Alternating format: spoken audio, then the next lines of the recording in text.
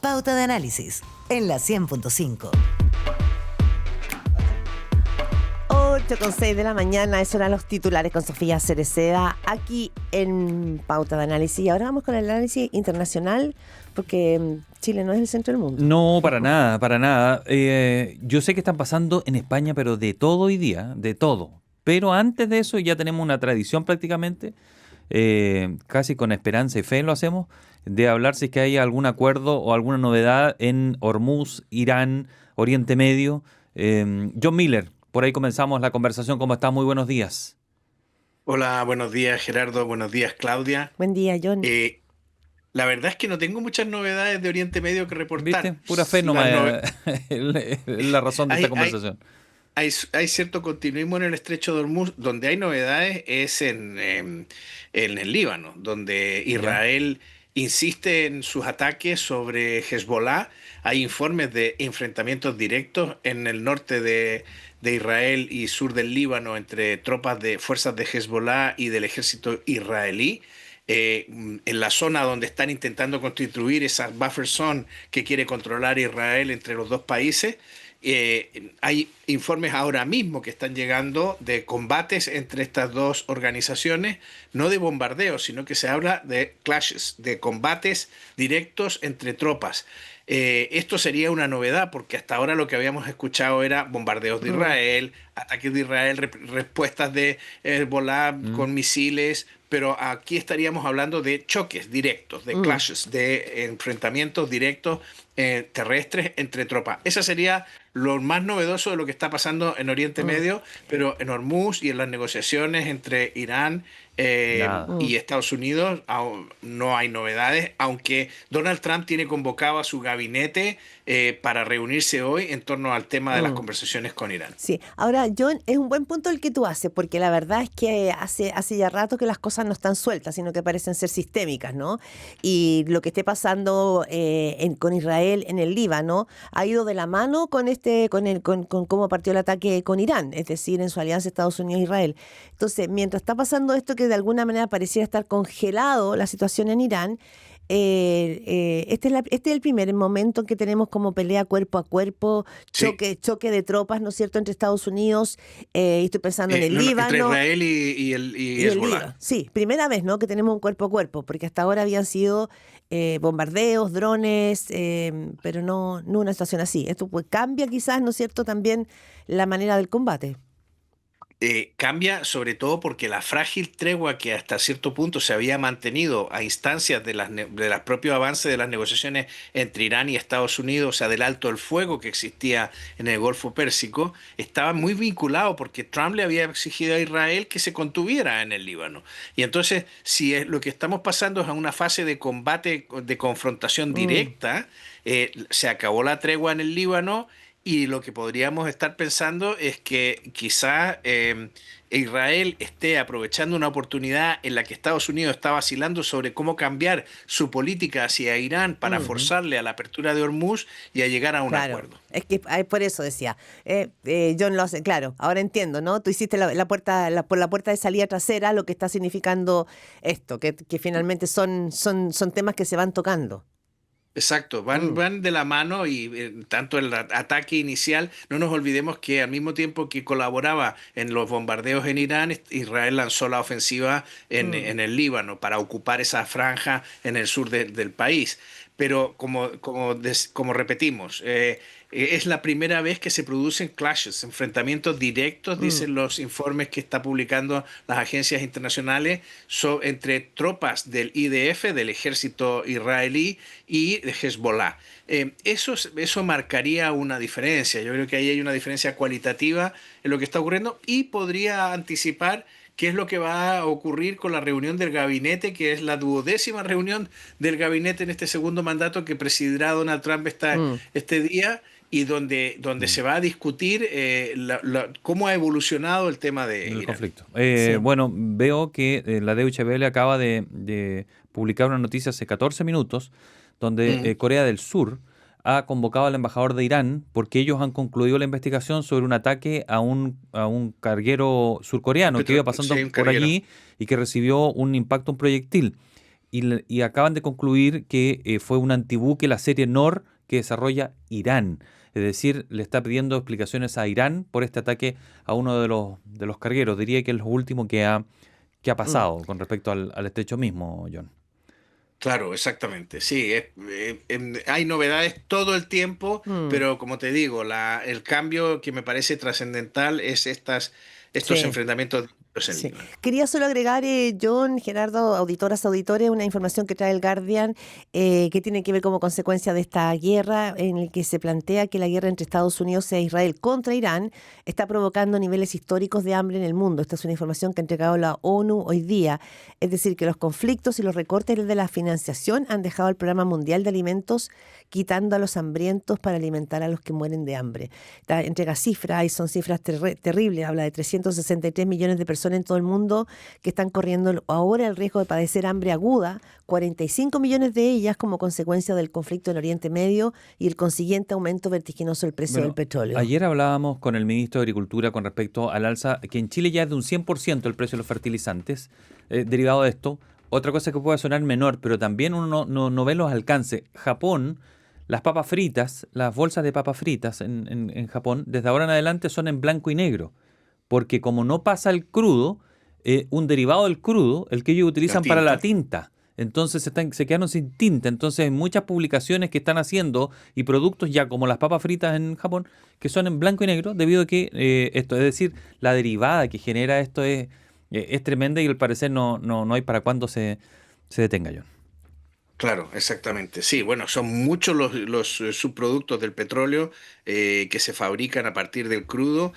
O los fertilizantes son unos, en Chile ya notamos su impacto, pero fíjate, las tintas, antes lo que hubiera sido era un atentado contra la libertad de expresión, porque Nada la más. tinta de los periódicos también se hacía a Pero partir pero por del supuesto. crudo. John, Pero como la prensa impresa ha perdido tanto poder, pues ya nadie lo dice, ¿no? oye, Sí. decía, en España está pasando de todo. Nos quedamos colgados con el tema de Rodríguez Zapatero, que cada vez que conocíamos un antecedente nuevo sobre presunta corrupción, porque hay una investigación y lavado de dinero proveniente de la dictadura venezolana, era peor que la anterior. Han pasado más cosas, porque veía ahí la esposa del presidente Pedro Sánchez, y ahora hay otra investigación que también veo que está avanzando.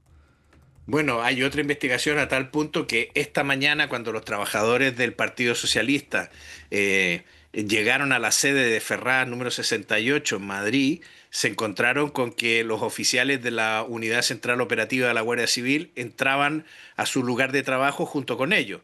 Ya deberíamos, casi de broma, la gente comentaba que ya deberían conocerlo y que hasta podrían ofrecerles café, porque no es la primera vez que los oficiales, los investigadores de la Guardia Civil se presentan en la sede del Partido Socialista. La verdad es que no iban a registrar, llevaban la amenaza de registro por si acaso alguien se oponía a facilitar la documentación que fueron a exigir, pero los registros que hicieron se hacen en virtud de varias acusaciones, de varios delitos que investiga un juez de Madrid: organización criminal, cohecho, revelación de secretos, inducción al falso testimonio, acusación falsa, falsedad en documento mercantil, prevaricación, tráfico de influencia y delito contra las instituciones del Estado.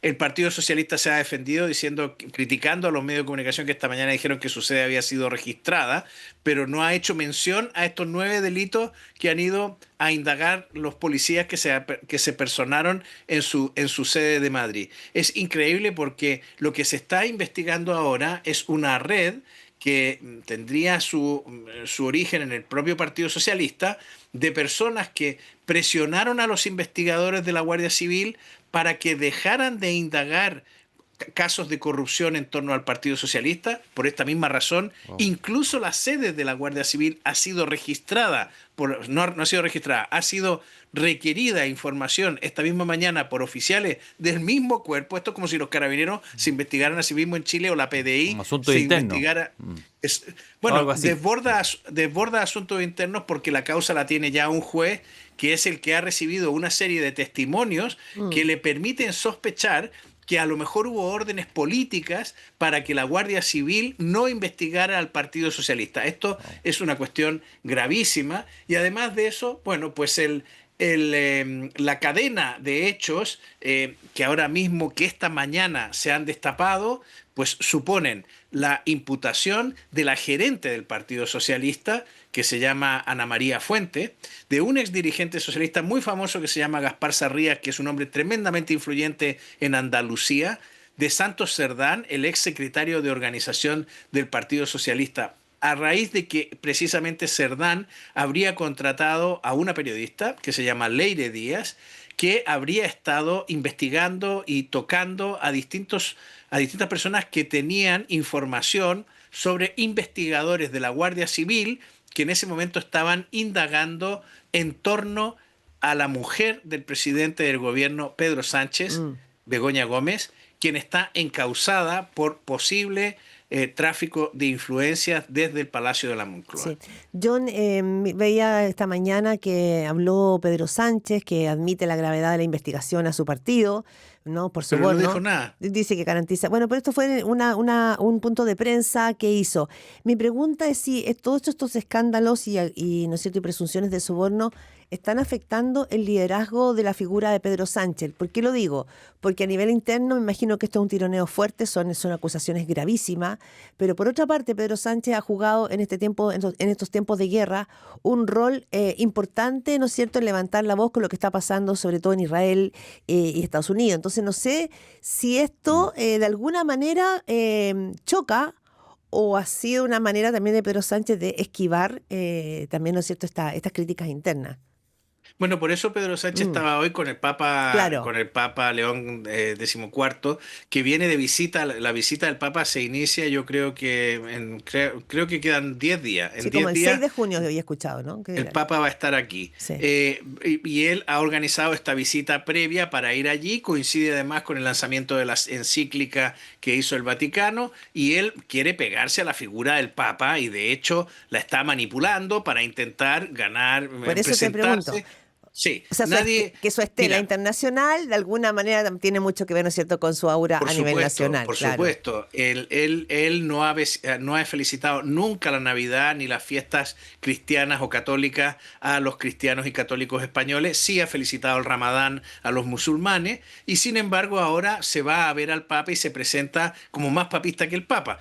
Prese a que, por ejemplo, oculta deliberadamente que ha tenido que llegar a un acuerdo después de todo lo que hizo en el famoso Valle de los Caídos o Cuelgamuro, con su resignificación, con sus intentos de quitar de allí la abadía benedictina que hay en ese lugar, etcétera. El Papa ha conseguido, y que el Papa no quiere que su visita quede manchada políticamente y que se vea como que él va a extenderle un cheque en blanco a este presidente del gobierno que está absolutamente asediado por la corrupción, tanto la de su familia como la de su partido.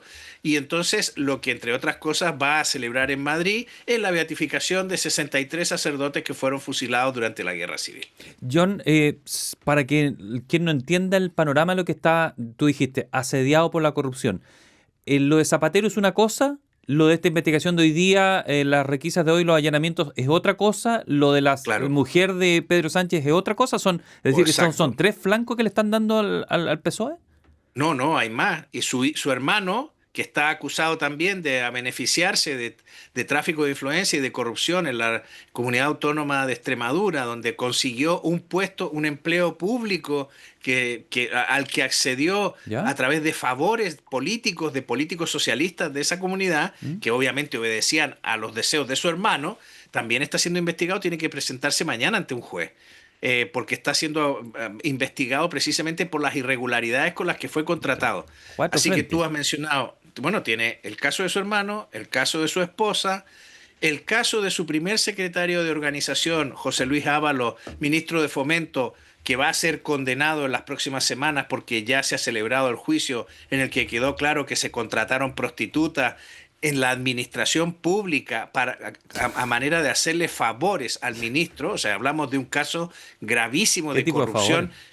Bueno, el ministro Álvaro en su momento se enamoró de una prostituta con la que salía durante una crisis matrimonial que tuvo con su esposa y consiguió que la contrataran en un departamento de la administración pública para que tuviera un sueldo mensual, al tiempo que otras personas que están acusadas de corromper al ministro y pagarle comisiones, le alquilaban un departamento para sus encuentros amorosos. Oye, y lo de hoy día, No lo entendí Siempre del hoy día todo. es Lo otra hoy día, cosa. ¿cómo se origina eso? Eso A lo ver, entendí como parte. ¿cómo se porque- origina? Se origina por lo siguiente. Cuando fue imputada su esposa, Begoña Gómez, ustedes se acuerdan Eso por que el asesorías que presidente... habría hecho y serían irregulares, Sí, ¿no? ella hizo tráfico de influencias desde la presidencia del gobierno. O sea, ella le habría recomendado a su esposo que se le dieran ayudas a determinadas empresas o que Ya. determinadas empresas accedieran a concursos públicos o tuvieran un tratamiento mejor. Incluso firmó cartas de recomendación a esas empresas. Todo de un nivel de imprudencia insólito y que uno no puede imaginarse que nadie en la Moncloa de los funcionarios fuera capaz de decirle, oiga, usted está cometiendo una irregularidad o por lo menos esto es feo. Pero nadie dijo nada. Ese día cuando ella fue, bueno, cuando el presidente se enteró que ella iba a ser imputada, los españoles no lo sabían, él se retiró y dijo que necesitaba 5 días de reflexión. ¿Ustedes se acuerdan de esto?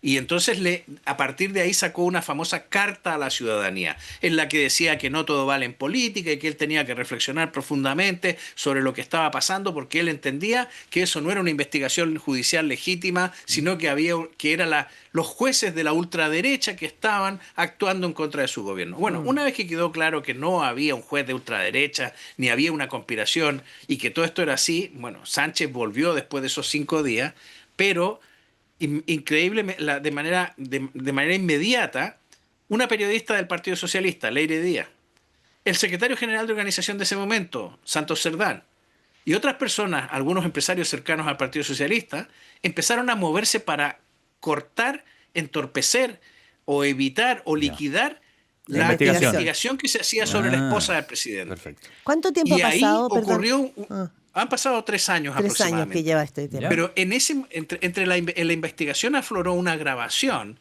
en la que la periodista Leire Díaz dice que hay que matar al coronel Adolfo Balas. El coronel Adolfo Balas es el jefe de la Unidad Central Operativa de la Guardia Civil y el hombre que estaba a cargo de la investigación sobre la esposa del presidente. Estaba hablando no en sentido figurado. No, estaba hablando en sentido figurado, pero esa era la expresión tan burda que ella Sácalo del utilizó juego. en ese momento. Había que sacarlo del juego. Sí, y entonces iniciaron una investigación, empezaron a recopilar información sobre la vida privada y pública de este hombre, de este jefe de la policía, y empezaron a reunir información para boicotear la información. Eso es lo que está investigando hoy, y por eso hoy han entrado a la sede del Partido Socialista. Sí. ¿Por qué? Porque el Partido Socialista intentó poner un cortafuego diciendo, esta periodista actuaba por su cuenta, estaba haciendo un trabajo de investigación, iba a escribir un libro sobre la corrupción en la policía. Wow. Esto podría terminar. No. Ahora se descubrió que el partido, que gente del partido como Gaspar Sarrías, tan poderoso en Andalucía, ha pagado a la periodista. John, te quería después pasar al tema de Colombia, que creo que es un tema clave también para la región, pero breve.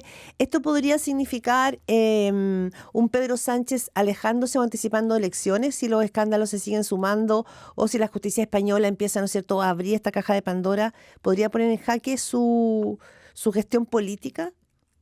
Bueno, yo creo que el tema que está sobre la mesa es que Pedro Sánchez no puede continuar al frente de toda esta corrupción que está aflorando en las investigaciones judiciales y policiales. Él ya está en una situación de debilidad institucional enorme porque no tiene presupuestos, porque no quiere llevar los presupuestos al Parlamento porque sabe que no se los van a aprobar. Y el rechazo a los presupuestos en España supone a interpretarlo como una moción de censura. Y entonces el presidente, como hizo Felipe González en su momento, tiene que llamar a elecciones. Y- Equivale a una moción de censura. Aunque no la presente el Partido Popular, que dice que no tiene votos, porque los aliados de Sánchez, vamos a ver, la izquierda Sumar está quedando en una situación muy Ya. deteriorada desde el punto de vista de la credibilidad, porque no quieren abandonar los ministerios que ocupan. Porque si convocan elecciones, no van a volver a verse en una situación igual en el corto plazo. O sea, la derecha que está marcando entre un 55 y un 60% a raíz del deterioro de Sánchez, de estos casos de corrupción, va probablemente a barrer en las próximas elecciones. No digo el Partido Popular, pero sí el Partido Popular Ya. junto con Vox. Perdona, porque creo que acá cuando te hago la pregunta de si qué hace Pedro Sánchez ahora, digamos, cuando podemos hacer la descripción del caso judicial, es por el rol de Felipe González. Lo vi hace un par de días o hace, Él ha pedido elecciones anticipadas. y estamos hablando de una figura clave también del socialismo español. Y lo Bueno, vi. Felipe ya no es lo que era. No, O sea, no, Felipe sí. le ha pasado un proceso muy parecido al de Lagos en Chile y las nuevas generaciones del Partido Socialista No se identifican con él. no lo siguen. Por eso es tan importante lo que pasó con Zapatero. porque Zapatero sí era un personaje histórico recuperado por el sanchismo y que había ayudado a Sánchez a ganar elecciones. Pero ahora se está viendo que también es un personaje que está manchado por la corrupción y por el lobby. Eso te iba a preguntar. ¿Qué tanto ha empeorado la situación para Zapatero? Porque Pedro Sánchez hace unos minutos dijo, volví a leer el expediente y me queda claro que no hay nada contra Zapatero. Pero no sé si todo lo que se ha conocido en las últimas horas, vi una revisión, un allanamiento, una caja con joya, etcétera, una caja fuerte, ha ido empeorando la situación para Zapatero, al menos en la imagen, como dicen. Jurídicamente puede que no pase nada, pero políticamente parece que está enterrado. Yo creo que hay varios cabos sueltos en esa investigación. Ahora, si Pedro Sánchez, en vez de leer el nombre de Zapatero, hubiera leído José María Aznar, seguro que estaría convencido de que hay que cortarle el cuello en la plaza pública. Pero como lee Zapatero, que ha sido su aliado político, obviamente lo ve con benevolencia, que es la que habría que tener siempre, ¿no? Yo creo que efectivamente lo de las joyas de Zapatero es un poco... es un poco festinar, como dicen ustedes en Chile, es con unas joyas cuyo origen puede ser perfectamente legítimo. Familiar, decían que era de herencia familiar. Sí, y que puede estaban ser de la mamá. familiar, da igual, puede ser regalos, pero vamos a ver, no es un signo, o sea, Zapatero no se caracteriza por los signos exteriores de riqueza. Eso es lo complicado de esta investigación, que es básicamente de blanqueo de dinero. Aquí las joyas no son importantes, lo importante es las sociedades, las cuentas corrientes, los flujos de dinero, el blanqueo que se ha producido básicamente de dinero venezolano del programa por alimentos y del petróleo que estaba del petróleo que puede haber estado sujeto a sanciones en un determinado momento y que se blanqueó dinero a través de una serie de sociedades por las que Zapatero tenía relación. Y luego hay una cosa que ha surgido en las últimas horas y que yo no sé si el presidente del gobierno lo valora o no, y es que los hombres de los testaferros de Zapatero hasta operaban políticamente en su nombre, liberaban presos políticos en Venezuela y además lo vinculaban a operaciones económicas. Incluso la liberación de 2 supuestos agentes del espionaje español que fueron detenidos por Maduro aparece en las operaciones descritas por este testaferro, donde incluso figura la posibilidad de que Zapatero había sugerido a Maduro que hiciera una reforma constitucional después de las elecciones que se robó en el año 2024. En fin, o sea, todo un plan político que estaba diseñado y que toda la autoría es de Zapatero, pero que ha sido encontrado en los apuntes, en el dietario de este testaferro suyo. Ya, o sea, todo pasando ahí en España. Bueno, no hay indicios firmes de Zapatero se robó esto, pero empiezan a aparecer empresas donde Zapatero está vinculado y bueno, y sobre todo la empresa de sus hijas. La empresa de sus hijas ha servido de parapeto para cobrar pues, hasta $500,000 en el mejor de los casos. John Miller, un abrazo grandote, que estés muy bien y buen miércoles. Para el viernes dejamos lo de Colombia, las elecciones que hay el próximo domingo en primera vuelta. Sobre todo por la figura, ¿no? La figura que está tomando la atención, que es un admirador de Trump, de Milei, de Bukele, Abelardo de la Espriella. Que pasaría a segunda vuelta. De Espriella, John, ultraderechista. que esté muy bien. Que esté muy bien, cuídese. Un abrazo, gracias.